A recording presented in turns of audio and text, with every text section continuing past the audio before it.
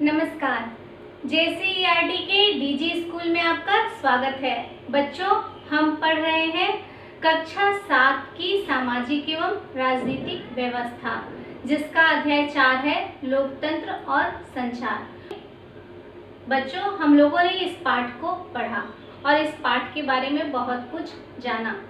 अब हम देखेंगे इस पाठ का प्रश्नोत्तर।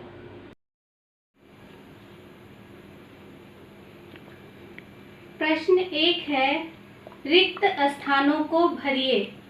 पहला, किसी भी में सूचना की अहम भूमिका होती है। तो बच्चों, इसका उत्तर है कि किसी भी लोकतंत्र में सूचना की अहम भूमिका होती है। दूसरा है, संचार के विभिन्न माध्यम आज हमारे जीवन के डैश अंग बन गए हैं। तो कैसे अंग बन गए हैं? तो बच्चों, संचार के विभिन्न माध्यम आज हमारे जीवन के अभिन्न अंग बन गए हैं। तीसरा है, किस चीज से ही हम सरकार के कामों के विषय में जान सकते हैं? तो बच्चों, इसका उत्तर है कि संचार के साधनों से ही हम सरकार के कामों के विषय में जान सकते हैं। चौथा है, जब सरकार समाचार के किसी अंश को जन समुदाय तक पहुंचने से प्रतिबंधित करती है तो इसे हम कहा जाता है। तो बच्चों, इसका उत्तर है कि हम लोगों ने इस पाठ में यह पढ़ा है कि जब सरकार समाचार के किसी अंश को जन समुदाय तक पहुंचने से प्रतिबंधित करती है तो इसे सेंसरशिप कहा जाता है। प्रश्न 2 है, निम्नलिखित प्रश्नों के उत्तर दें। बच्चों, इसका क है कि संचार के कौन कौन से माध्यम हैं। हम लोगों ने इस पाठ में पढ़ा है कि संचार के बहुत सारे माध्यम हैं। तो बच्चों, संचार के निम्नलिखित माध्यम हैं। कौन कौन से हैं? रेडियो, टेलीविज़न, मोबाइल, अखबार आदि। ये सभी जो हैं ये संचार के माध्यम हैं, क्योंकि इनसे हमें देश दुनिया की जानकारी, घटनाओं की जानकारी प्राप्त होती है। ख है, प्रिंट मीडिया और इलेक्ट्रॉनिक मीडिया को उदाहरण सहित समझाइए।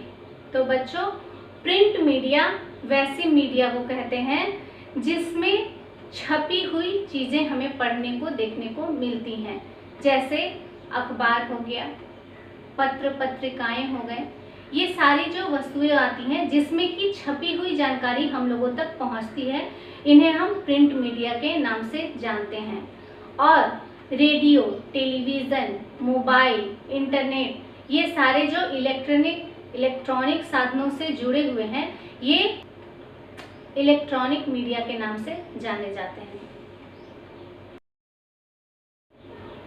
बच्चों, प्रश्न 3 है कि सामाजिक विज्ञापन किसे कहते हैं? कुछ उदाहरण दीजिए। तो बच्चों, अभी हम लोगों ने इस पाठ में पढ़ा कि सामाजिक विज्ञापन वैसे विज्ञापन है जो हमें समाज के प्रति जागरूक करते हैं, हमारे पूरे समाज को कुछ उद्देश्य, कुछ दिशा प्रदान करते हैं, जो कि हमारे समाज के विकास में साधक होते हैं, हमारे समाज को एक सही दिशा निर्देश देते हैं। जैसे समाज में बहुत सारे ऐसे तत्व हैं जो कि समाज के विकास में बाधक होते हैं। जैसे हम एक उदाहरण के लिए जनसंख्या वृद्धि को ही ले लें।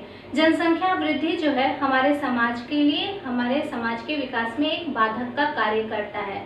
तो हम ऐसे विज्ञापन हम लोगों ने अक्सर देखे होंगे, जैसे मुन्ना होया मुनिया, 2 बच्चों की दुनिया। ऐसे विज्ञापन क्यों किए जाते हैं? ऐसे प्रचार क्यों किए जाते हैं? ताकि लोग समझ सकें कि 2 बच्चे ही अच्छे होते हैं, जनसंख्या वृद्धि का कोई फायदा नहीं है, यह हमारे लिए, हमारे समाज के विकास में अवरोधक है। वैसे ही हम लोगों ने और विज्ञापन देखे होंगे कि वृक्ष लगाओ, पर्यावरण बचाओ।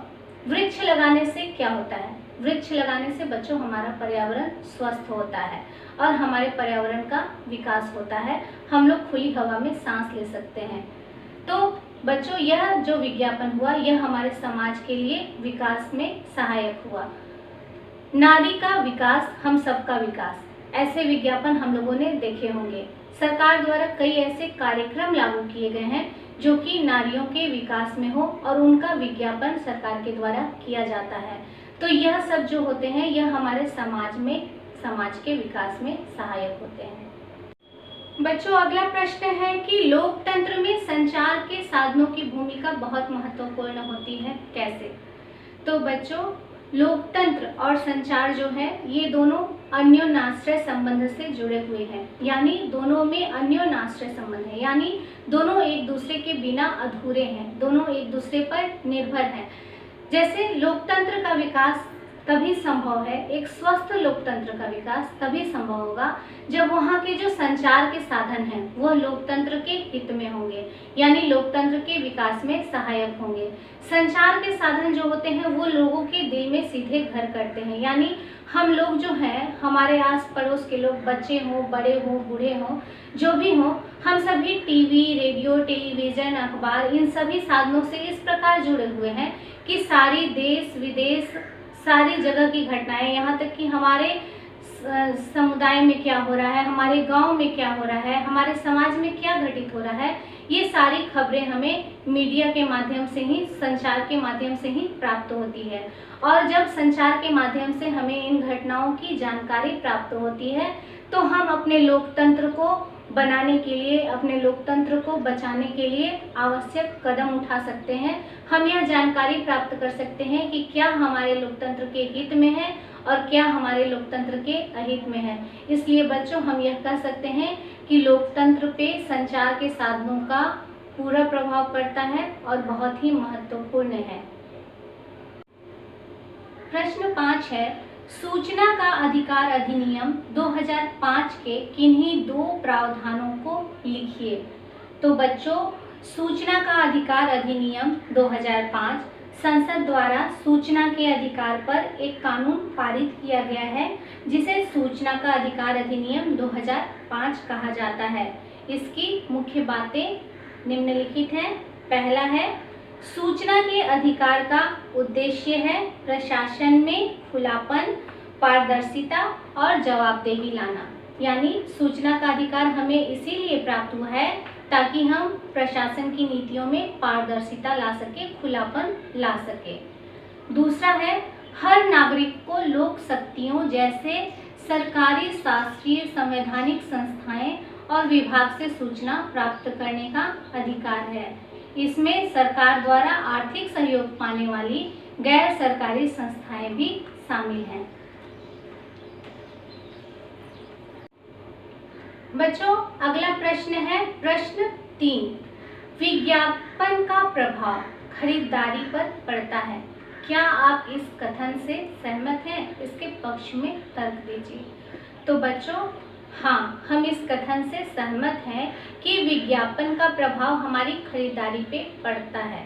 हम लोगों ने इस अध्याय में देखा, पढ़ा और जाना कि बहुत सारे ऐसे विज्ञापन हैं, ऐसी चीज़ें हैं, ऐसी वस्तुओं का विज्ञापन है जिसका विज्ञापन की बड़े बड़े अभिनेता, क्रिकेटर, खेल जगत से संबंधित लोग करते हैं।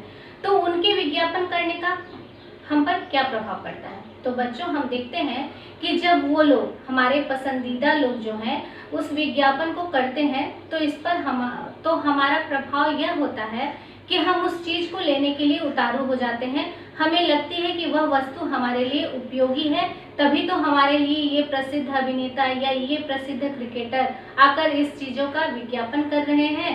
यह चीज़ें जरूर ही हमारे लिए आवश्यक होंगी, हमारे लिए उपयोगी होंगी। और जो विज्ञापन, जिन वस्तुओं का हम विज्ञापन नहीं देखते हैं, यानी वैसी वस्तुएं बहुत सारी होती हैं जो कि टीवी पर, टेलीविज़न पर उनका कम विज्ञापन आता है तो उन्हें हम नहीं देख पाते।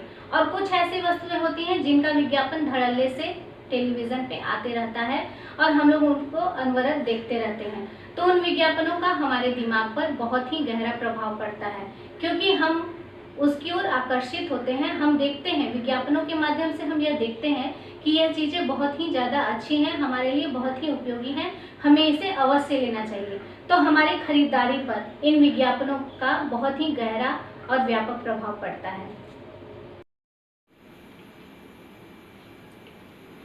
प्रश्न 4 है, आपको जन वितरण प्रणाली की दुकान से सूचना मांगनी है, आप कौन कौन से कदम उठाएंगे? तो बच्चों, इसका उत्तर है कि यदि हमें जन वितरण प्रणाली की दुकान से सूचना मांगनी है तो हम पहले तो सूचना प्राप्त करने के लिए लोक सूचना अधिकारी को लिखित आवेदन देंगे, जिसमें हमें किस चीज़ की सूचना प्राप्त करनी है उसका ब्यौरा देंगे। फिर प्रार्थी का नाम पता यानी अपना नाम और पता देंगे। फिर उससे संबंधित विभाग का नाम देंगे। फिर फाइल या दस्तावेज का नाम इत्यादि वर्णित करेंगे और इसके साथ साथ सूचना के लिए आवेदन के साथ केंद्र सरकार द्वारा निर्धारित 10 रुपया का शुल्क भी देंगे, जिसे बैंक के डिमांड ड्राफ्ट डीडी या पोस्टल ऑर्डर द्वारा देंगे।